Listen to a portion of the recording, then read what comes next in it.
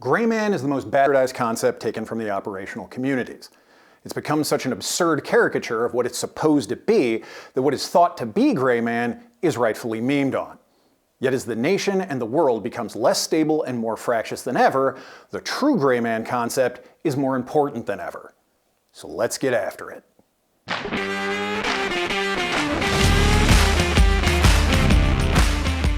I'm James Merritt, Emergency Manager and Career Soldier, and this is Readiness Nation. So your first question may be, who am I to be setting everyone straight on what Greyman actually is? Well, if you're new here, I started out in the Army as a combat medic, I commissioned as an infantry officer, and now I'm a civil affairs officer.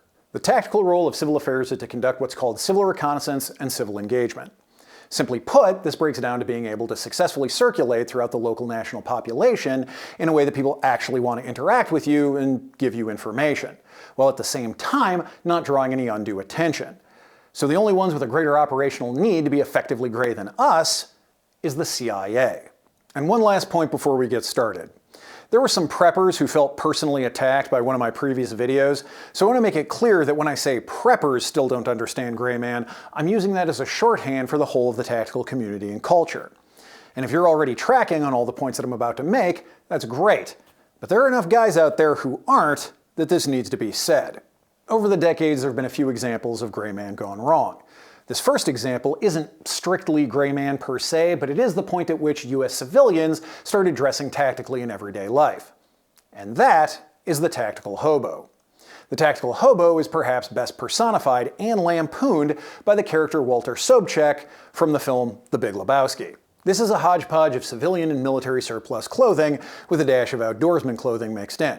It often includes some sort of sportsman's vest containing a way overdone everyday carry setup. This is where that whole dress around the gun nonsense came from, and yes, it is nonsense. You don't choose your camouflage based on your weapon, you choose your weapon based on your camouflage. Your job isn't to kill people, so if you have effective social camouflage, 99 times out of 100, you aren't going to need that weapon at all. In real life, you're going to talk a whole lot more than you're going to glock.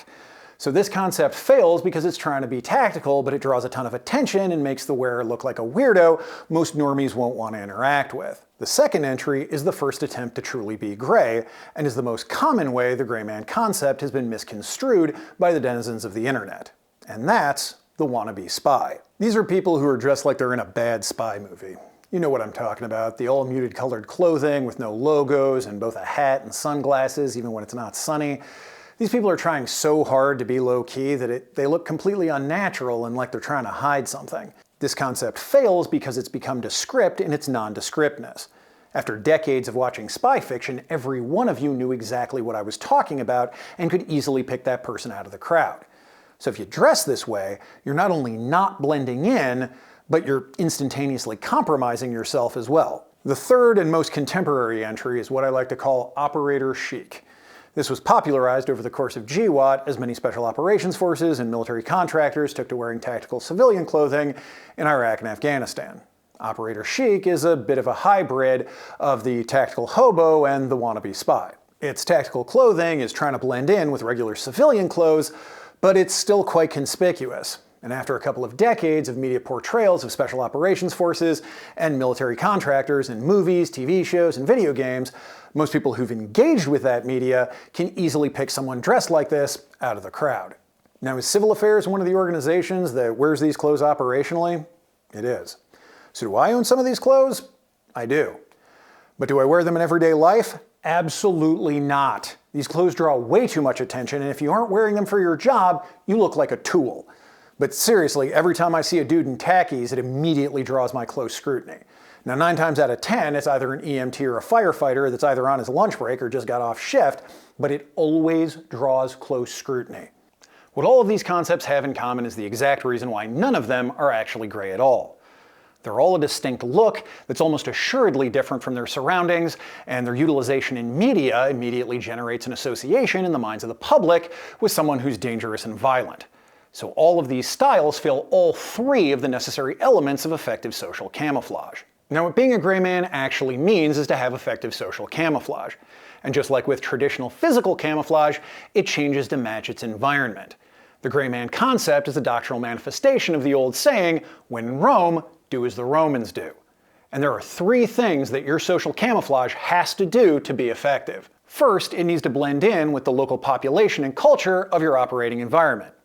Second, it needs to prevent you from drawing the close scrutiny of law enforcement, military, or intelligence agencies in your area of operations. And third, it needs to prevent you from being targeted by any other malign actors. In all instances, what you're trying to do with your social camouflage is pass initial scrutiny so that you never draw close scrutiny. Initial scrutiny is when you're walking around in your daily life and you look at people, often for only a fraction of a second, and when you don't know them, they aren't a threat, and there's nothing interesting about them, you immediately look away and go about your business because they passed your initial scrutiny. And everyone is constantly doing this to everyone they see all the time. Now, if you saw something that indicated that that person could be a threat, or there's something interesting about them, you would start looking at them more closely to consciously evaluate whatever drew your attention. This is close scrutiny. So the point of your social camouflage is to get people to look at you for that split second, dismiss you, and go about their business without giving you a second thought, and especially without remembering you. And the best way to pass initial scrutiny so that you never draw close scrutiny is to not present anything unexpected. The human brain and senses are drawn to novelty. So you don't want to be novel. You want to be expected. You want to be boring. You want to look normal within the context of your operating environment. This concept of looking normal has multiple considerations. As I said, this is camouflage. You need to look like your surroundings, not like what you imagine is super clandestine or tactical. If you're a man and all of the men in your environment are wearing suits in a certain cut and color palette, then that's what you need to wear too, even if you personally feel like it's too fancy or conspicuous. If you're a woman and all of the women in your environment are wearing Lululemon yoga pants and Ugg boots in a certain color palette, then that's what you need to wear too, no matter how basic that makes you look. Logos aren't wrong as long as they're the same logos as everyone else. Bright colors aren't wrong as long as they're the same bright colors as everyone else. It's all about blending in. If everyone else is wearing vibrant colors and you're the only one wearing dark colors, you're going to stick out just as bad as if everyone else is wearing dark colors and you're the only one who's not. Additionally, you need to make sure that your social camouflage presents and can seamlessly transition between the local cultural norms in all of the areas of operation within each phase of the individual readiness framework. This includes between work, social, and other community circles. Any training or recreational communities you may join to develop skills in support of your operation, as well as any academic circles, whether they be continued education for you or PTA meetings at your children's school. Furthermore, if your Phase 3 movement takes you from urban to rural environments, you need to be able to seamlessly transition your social camouflage from urban to rural.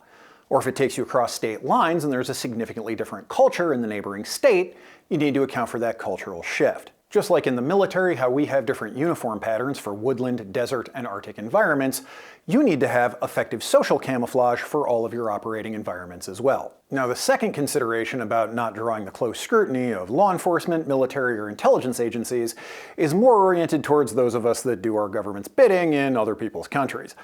But there are definitely some reasons why you want to keep it in mind too. First off, no one should ever be looking to draw the ire of their local police, so you should always be presenting yourself in a way that flies under their radar. But if you're watching my content, I assume you're aware of the influencers who work in this space, who are far more famous than I am, who ended up on federal watch lists a couple of years ago.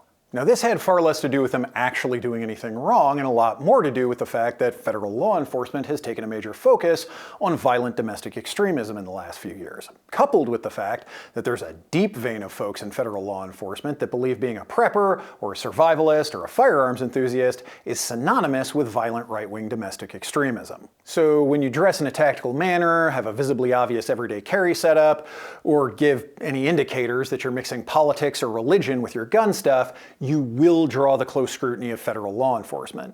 But this is a big enough topic to be the subject of its own video in the future. The last consideration about not making yourself the target of any malign actor also has a couple of elements to it.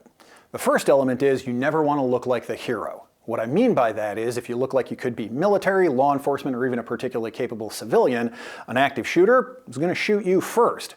Or a terrorist setting off a command-detonated bomb will make sure that you're in the blast radius to make sure that you can't interfere with the rest of their plan. This is why in the annual anti-terrorism training we do in the Army, we're told when we're traveling for reasons other than official military travel, don't wear our uniforms, don't use our military luggage, don't put military patches or identifying tags on our civilian luggage, and if possible, to grow our hair out a little bit before travel so we don't physically look like soldiers. This is all to prevent us from being targeted for being in the military.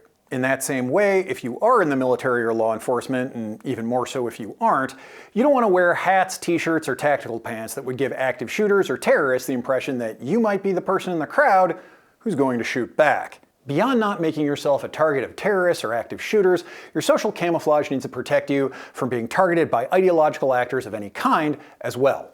We've come to the point of social instability in this country that people are committing assault and occasionally murder over political or ideological differences. As such, it's become critical that you never wear any clothing or put any stickers or decals on your vehicle that identifies your political, religious, or philosophical beliefs, nor anything that identifies you as military, law enforcement, a gun owner, or identifies any other capabilities you might have. You also don't want any of those stickers that identify your family composition on your vehicle.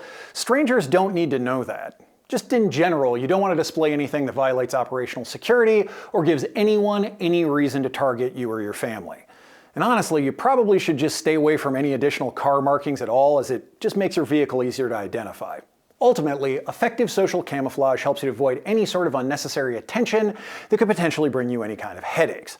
We're as polarized in this country as we've been since the Civil War, and all sorts of people have all sorts of opinions they get fightin' mad about. And whether they intend to target you violently, socially, economically, or legally, you don't want that smoke.